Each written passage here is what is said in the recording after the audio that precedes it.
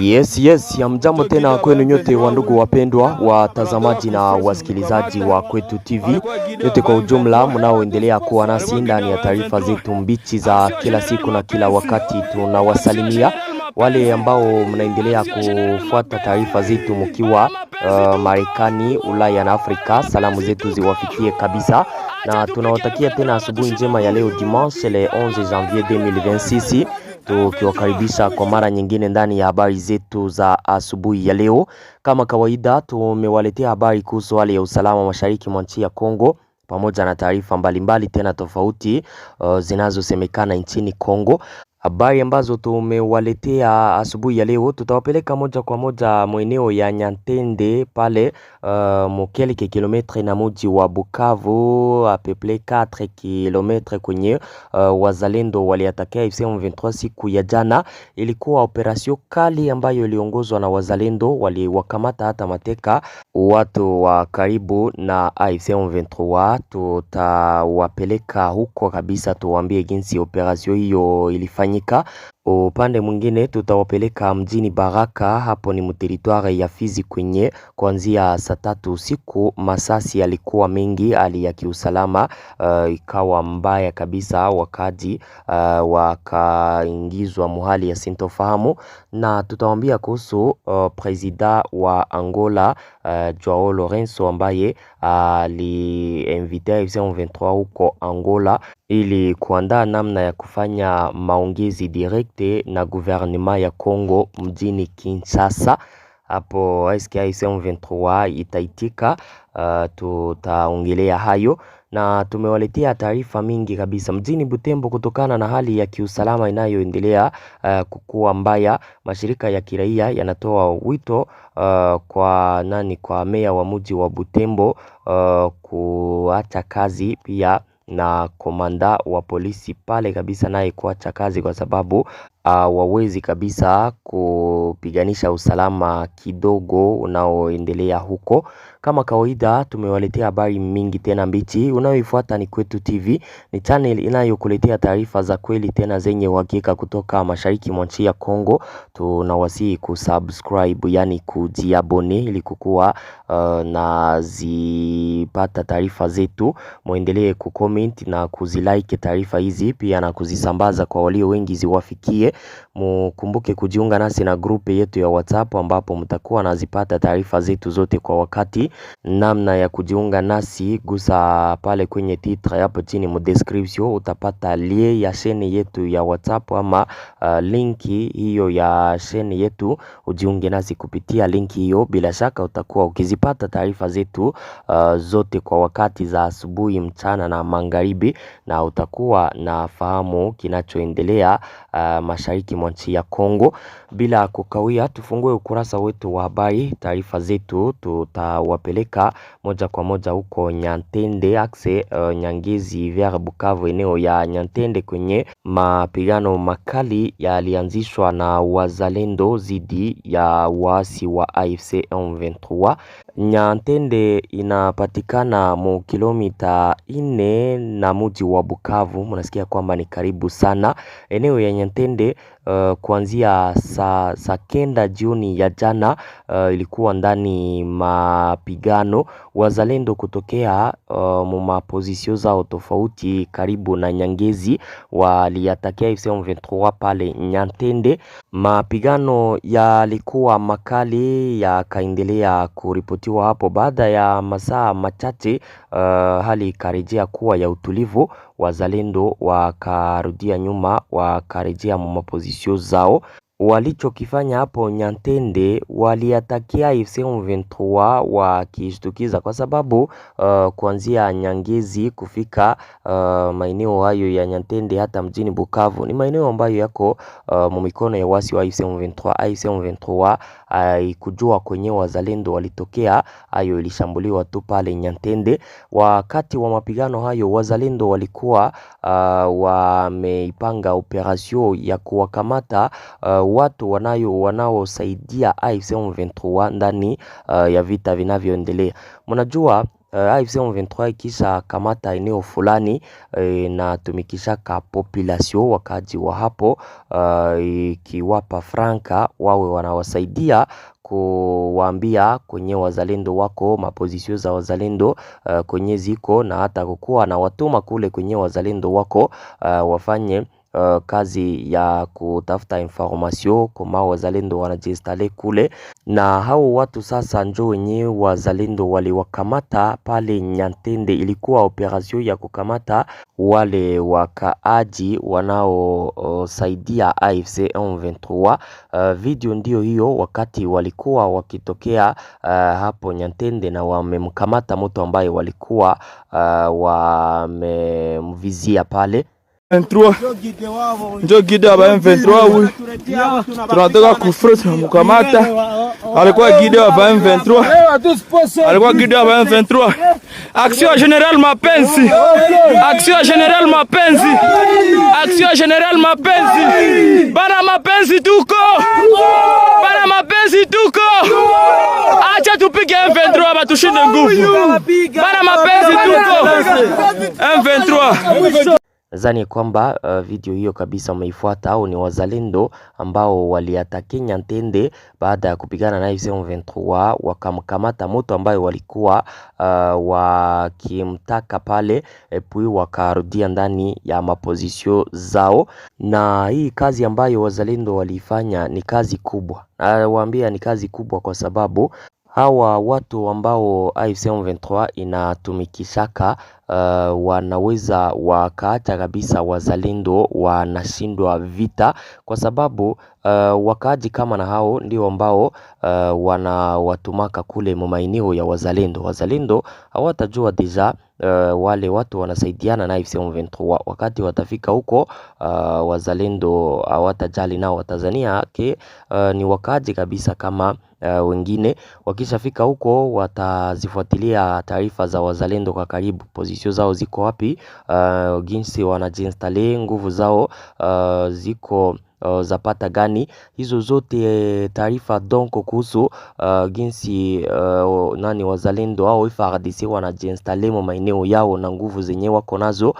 Taarifa hizo anazikusanya zote, anazipelekea AFC M23, kwa AFC M23 ikishazipata inajipanga koma iatake pale, na inajua kila kitu na watu kama na hao ndio ambao wanawapatia kapla zote. Watapita hapa njia za misitu kwenye watapita kabisa, ili wazalendo wasije wakawapata huyu FARDC.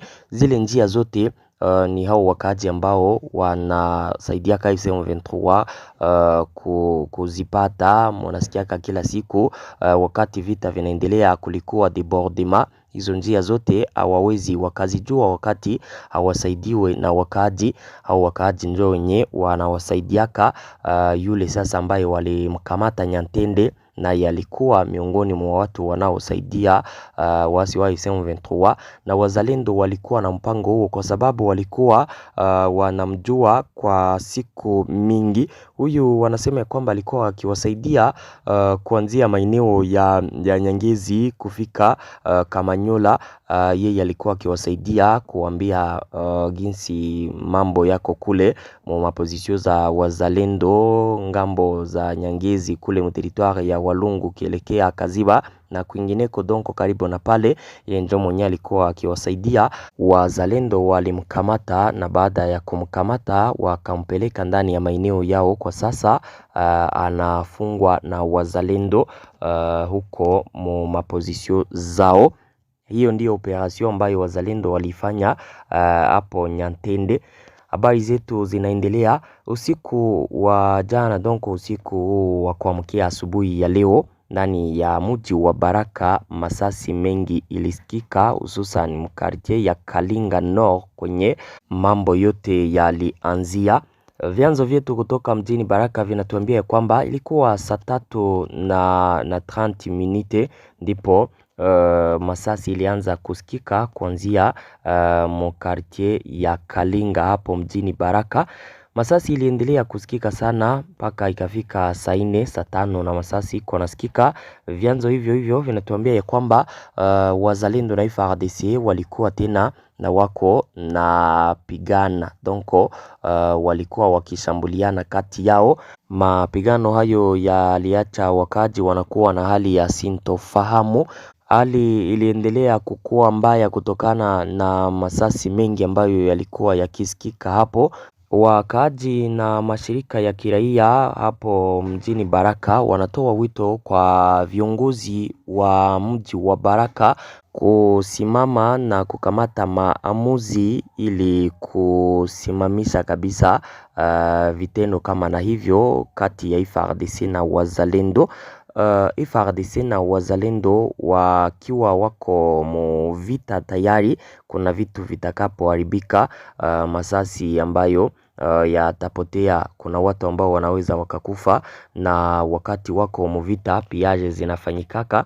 Donc population pale wanapenda FARDC na wazalendo wasikilizane, waache mambo ya kukuwa napigana kati yao, na pia walitoa wito kwa viongozi wa pale mjini Baraka kuwakamata wale wanajeshi wahusika wa vitendo hivyo ambavyo vinaacha wakaji kabisa hawalali kutokana na matatizo kati yao, nasema wazalendo pamoja na jeshi la FARDC. Hapo ni mjini Baraka ambapo usiku wa kuamkia asubuhi ya leo kabisa hali haikukuwa vizuri.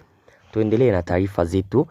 Baada ya siku chache na President Felix Tshisekedi ametoka huko Angola kufanya maongezi na President Joao Lourenço wa Angola. Jana AFC M23 ilikuwa invite huko Angola na President wa Angola ili kuandaa namna ya kufanya mazungumzo kati ya AFC M23 na gouvernement ya Congo mjini Kinshasa. President wa Congo Felix Tshisekedi wakati alikuwa Angola alitangaza ya kwamba hatafanya maongezi tena nje ya nchi ya Congo. Maongezi na AFC M23 yatafanyika nchini Congo pale mjini Kinshasa. Kama ukumbusho, President Felix Tshisekedi hii semeni ambayo imeisha, donc wiki hii ambayo tumeimaliza, alifanyaka visite huko Angola mjini Luanda, akapatana na President Joao Lourenço. Waliongeleaka mambo tofauti, na baada ya maongezi huko sasa Joao Lourenço aliinvite kwanza AFC M23 huko Angola ili kuambia ya kwamba kwa sasa maongezi kama yataendelea yafanyike mjini Kinshasa. Donc President Felix Tshisekedi yeye anataka aongee na AFC M23 direct kule mjini Kinshasa, hapana kwenda tena kuongelea huko Qatar ama kwingineko. Napenda maongezi yafanyiwe Kinshasa, na baada ya kuwainvite viongozi wa AFC M23 huko mjini Luanda Angola, yule President Joao Lourenço alikontakte Qatar, nchi ya Qatar ambayo ilikuwa mpatanishi kati ya AFC M23 na gouvernement ya Congo. President Joao Lourenço aliwa kontakte. Baada ya kuwa kontakte, Premier Ministre wa Qatar akaja kutangaza kwamba Doha ayo kabisa inapenda kukuwe maongezi, na solution ipatikane kupitia amani, hapana kupitia vita, kwa sababu nchi ya Qatar ndiyo ambayo ilikuwa mpatanishi. Kugeuza pale kwenye watafanyia maongezi bila kuwakontakte ingekuwa vizuri. Ndiyo maana President wa Angola alianza kwanza kukontakte Qatar. Qatar ikaombea kwamba hayo kabisa inaunga mkono maongezi pale kwenye yanaweza yakafanyiwa. Wanachokitaka tu ni maongezi yafanyike, vita kati ya AFC M23 na armée ya Congo mo este du pays ishe, amani ipatikane. Upande wa Qatar ayo inaunga mkono kabisa maongezi.